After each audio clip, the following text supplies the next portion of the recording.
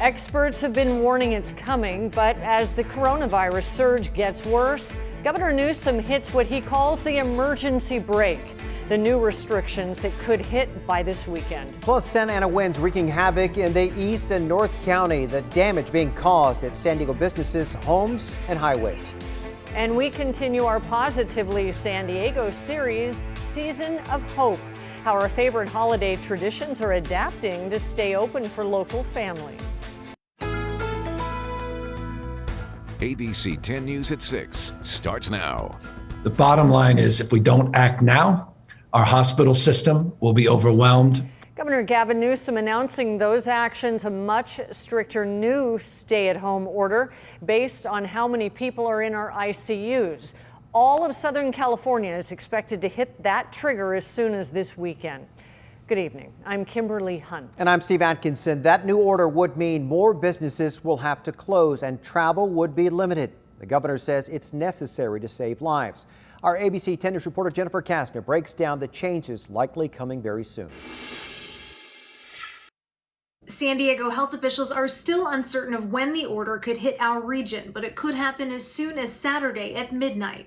California Governor Gavin Newsom announcing Thursday he's pulling an emergency brake by implementing regional stay-at-home orders to slow the surge of virus cases. Regions where the ICU capacity is falling below 15%, we are now mandating that we are implementing a stay-at-home order for 3 weeks. The state is divided into 5 regions, including Southern California, the Bay Area, Greater Sacramento, Northern California, and the San Joaquin Valley. The majority are expected to hit the shutdown marker by early December. Most of these, 4 out of the 5, we anticipate as early as the next day or 2, as early or rather as late as the next week or so. Thursday afternoon, San Diego County health officials told ABC 10 News that they're working to clarify the state's calculated metric, but the current projection is that our region is expected to hit the 15% mark by Friday, with the stay-at-home order taking effect 24 hours later.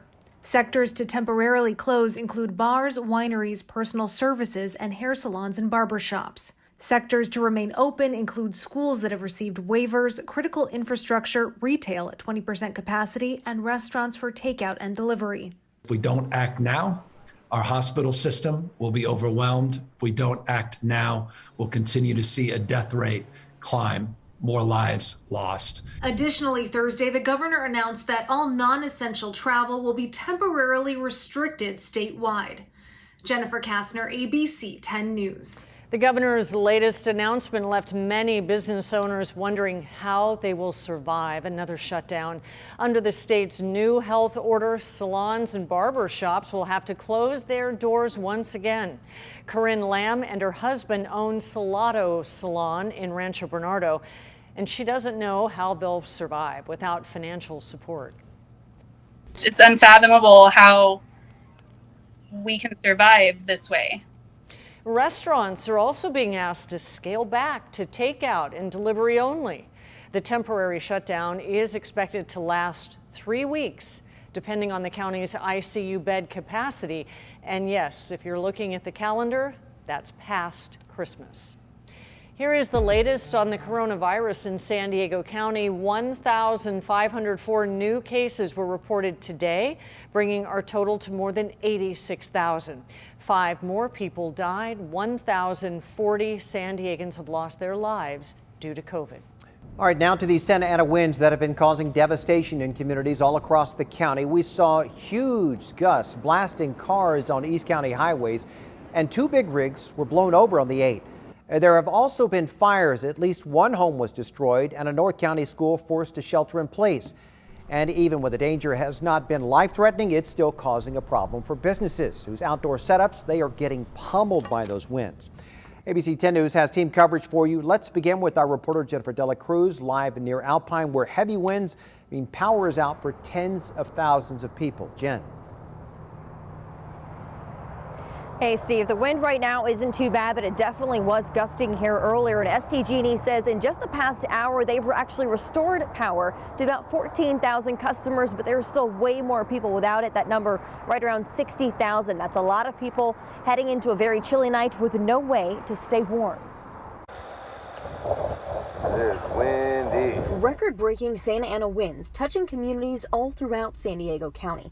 Power outages stretching from North County to the border, from the coast all the way into Far East County. The shutoffs forcing school closures in several districts, including Alpine, Deheza, Valley Center, Warner, Lakeside, Poway, and Cajon Valley districts. In Mira Mesa, winds toppled a tent that one restaurant had set up for outdoor dining. The owner of Golden Island Dim Sum, an Asian cuisine, was left cleaning up the mangled mess Thursday morning in hopes of welcoming customers back later that day. In Julian, employees of the Villa Chardonnay Ranch sending out a plea for help after their power was shut off. They have more than 350 animals on their property, including horses and lots of dogs. Without a generator, they say they can't give their animals any water, and they've been told the outage could last into the weekend. We need electricity in order to pump the wells.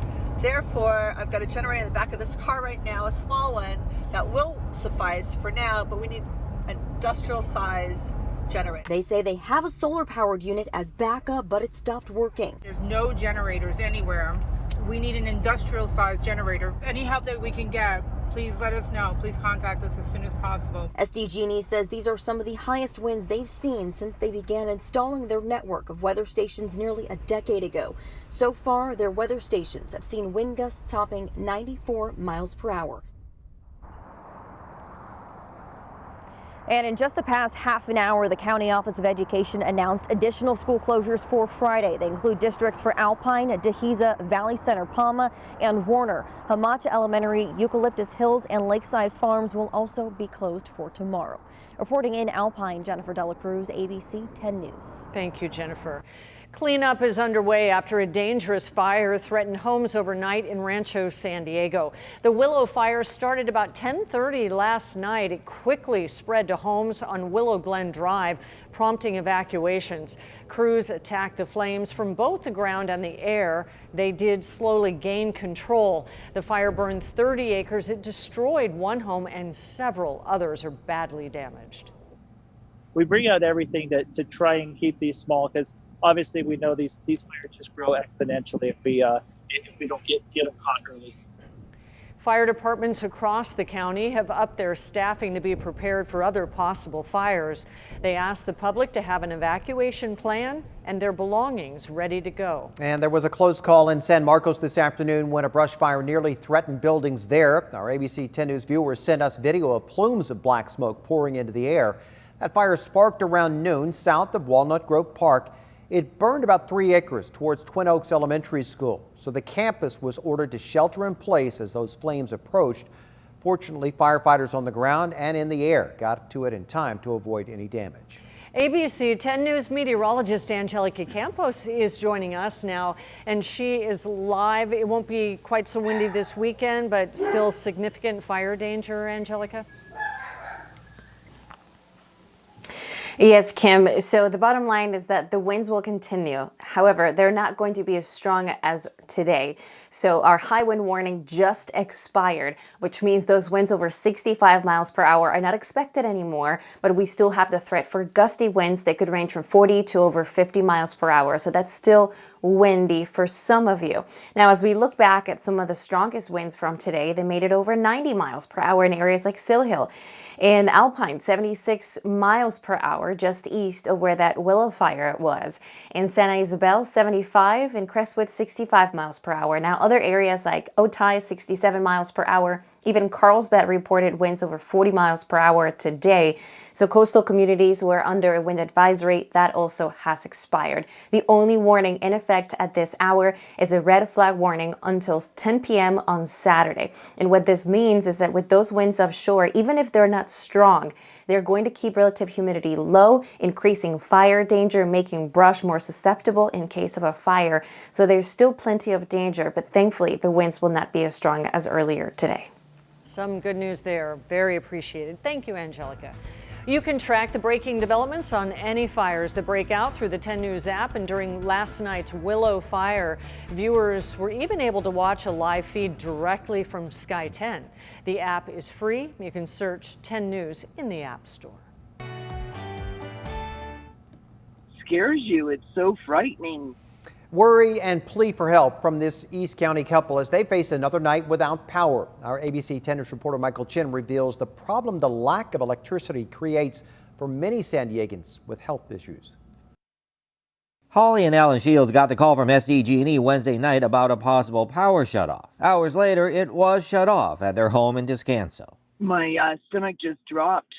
You know, it was like, oh no, what am I going to do? The question, I feel, nervous and stressed out. is a daunting one. Both Holly and Alan require breathing aids. Alan, who served in the Army as a welder, suffers from chronic lung issues and must use a CPAP machine to help him breathe while he sleeps. Holly is battling breast cancer. I take very high steroids, which have cut down on the amount of oxygen that my lungs can accept, and so I have to be on an oxygen machine when I can't breathe. Because of the power shutoff, No machine tonight. neither Holly nor Alan will be able to use their machines. I'm scared to death. The two do have a generator, which is outside and has enough juice to power a freezer and heat their 7 tortoises. The tortoises that have to stay warm, otherwise they'll go into hibernation and it will kill them. The couple says they couldn't afford an electrician to hook up their generator inside and can't afford to buy a second generator. He lost a lot of work, both of us did, from COVID. The couple now finding themselves in a precarious position, worried about how long their power will be out and unable to breathe easy. They're hoping someone will lend them a generator. If I don't get to where I get oxygen in me and I keep getting stressed out like this, it just becomes a snowball effect. And it's petrifying. Michael Chen, ABC 10 News. If you would like more information on helping this couple out, you can contact us at tips@10news.com.